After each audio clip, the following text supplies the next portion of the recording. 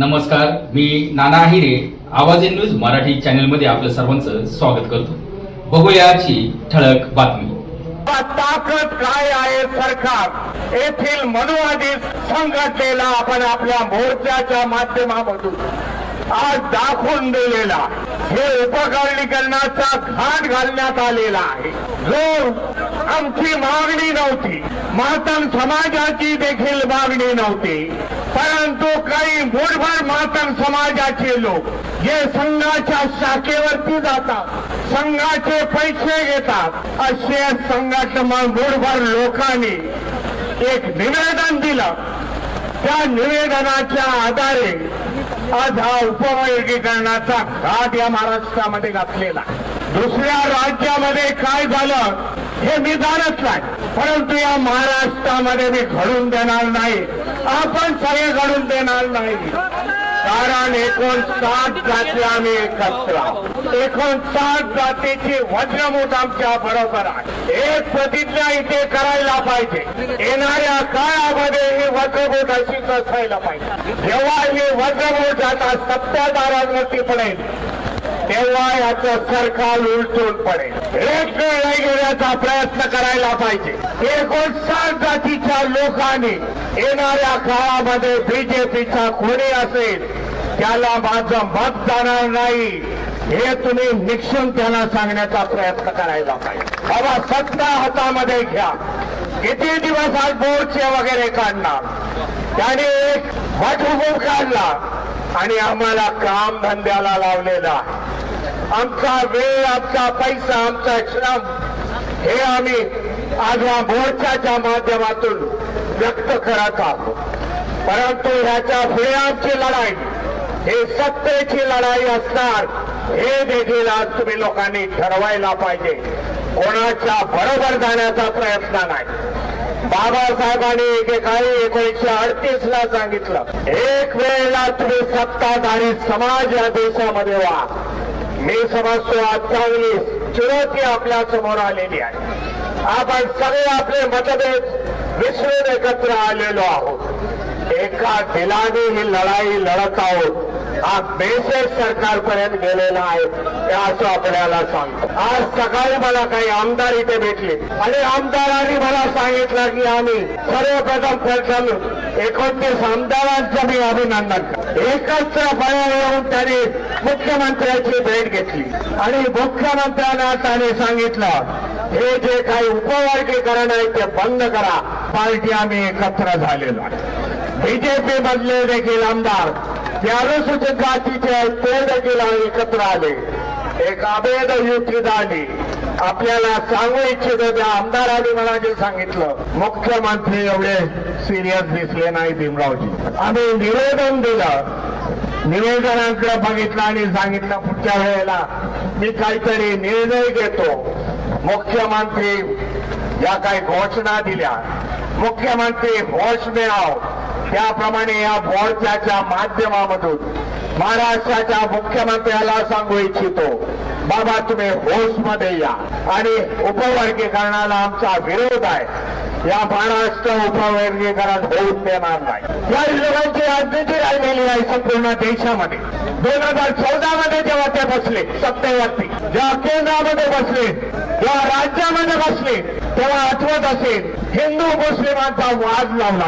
हिंदू मुस्लिमांच्या वादात सत्ता हस्तगत केली. मायनॉरिटीजना टार्गेट केल्याच्या मुस्लिम आपले बांधू. आज अनेक मुस्लिमांच्या संघटनेने आज आपल्याला सपोर्ट दिलेला आणि हिंदू मुस्लिमापासून सुरुवात केली. महाराष्ट्रामध्ये एका बाजूला ओबीसी, दुसऱ्या बाजूला मराठा समाज यांच्यामध्ये वाद लावला. आज गावागावामध्ये गेला तर काय, गावागावामध्ये एक दुसऱ्याला एकाच्या अँगलने बघितलं जातं, विषमतेने बघितलं जातं. एका बाजूला मराठा आहे, दुसऱ्या बाजूला ओबीसी आहे. गावागावामध्ये एका बाजूला मराठा आहे, ओबीसी आहे. जे एकत्र बोलणं होते, एकत्र नाटक होते, एकत्र व्यवहार होते, मैत्री संबंध होते, आज वितुष्ट त्यांच्यामध्ये आलेला. दुसरा प्रयत्न या फडणवीस सरकारने केला. एका बाजूला आदिवासी, दुसऱ्या बाजूला धनगर समाज यांच्यामध्ये त्यांनी भांडणं लावली. आज त्याने बघितलं 59 जाती आहे एकत्र, यांच्यामध्ये भांडणं कशी लावायची. काही मोठभर मातकारा घेतला आणि त्यांच्यामध्ये आज 59 जातीचं वर्गीकरण करण्याचा प्रयत्न केला. याच्यामध्ये कोणाचाही भलं नाही. 59 जाती या व्यस्त नाबूत होती. अशा प्रकारचं षडयंत्र या महाराष्ट्रामध्ये चालू आहे. परंतु फडणवीसांना सांगू इच्छितो, बाबा महाराष्ट्र छत्रपती शिवाजी महाराज, महात्मा ज्योतिबा फुले, सावित्रीबाई फुले, डॉक्टर बाबासाहेब आंबेडकर, साहित्य रत्न साठे यांचा आहे महाराष्ट्र असे प्रकार चालू देणार नाही. प्राणपणाने लढू आणि त्याच्यातून आपण विजय होऊ हे सांगण्याचा प्रयत्न. आम्ही माचल समाजाच्या विरुद्ध नाही.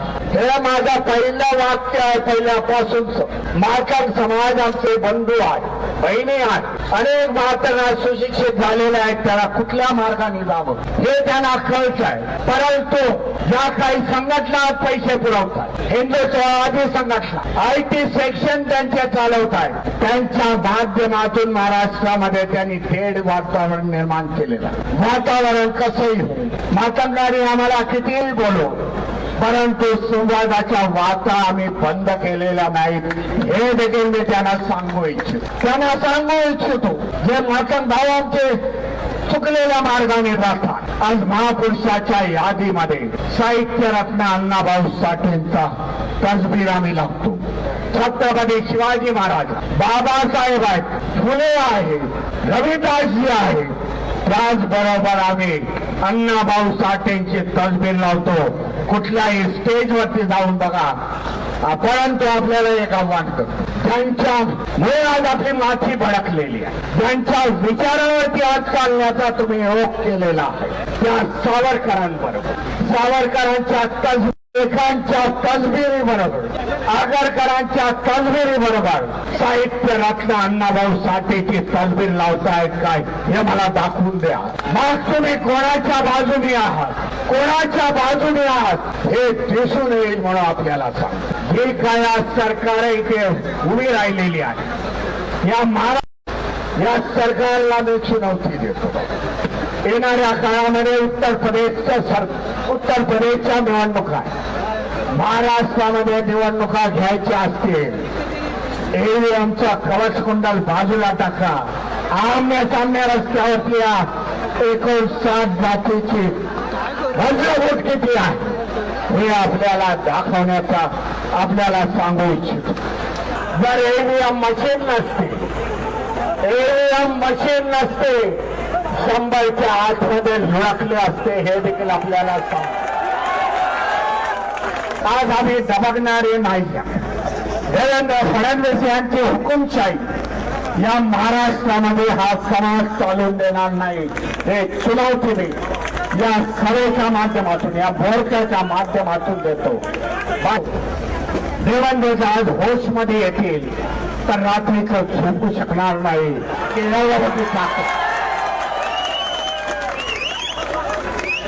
एवढी मोठी ताकद आज माझ्या विरुद्ध कशी उभी राहील.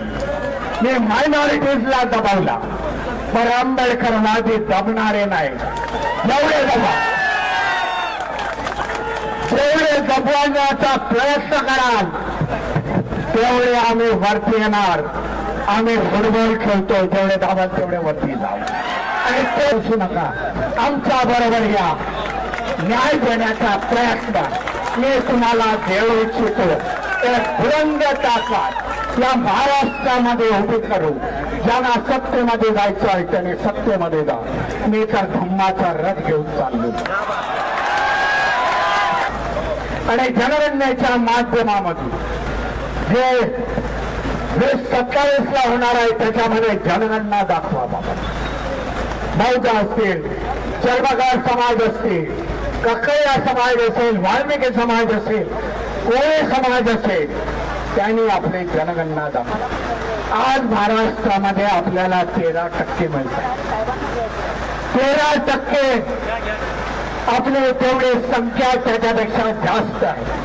2027 ला जेव्हा जनगणनेचे निरोप येतील, जेव्हा जनगणनेचे संपूर्ण रिझल्ट येतील, तेव्हा आपलं आरक्षण 20% व्हायला पाहिजे हे देखील सरकारला सांगतो.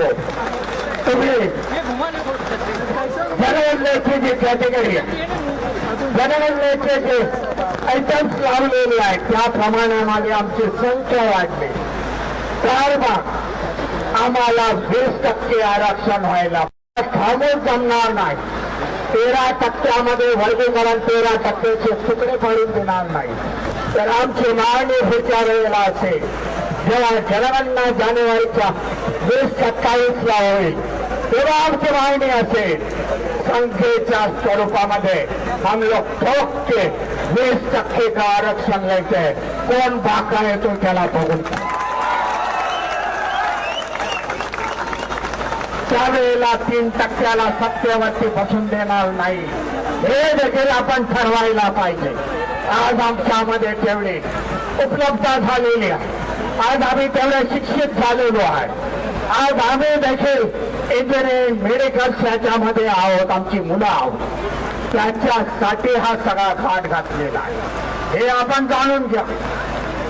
आज ज्यांची मोनोपॉली होती त्यामध्ये आपल्याला सांगतो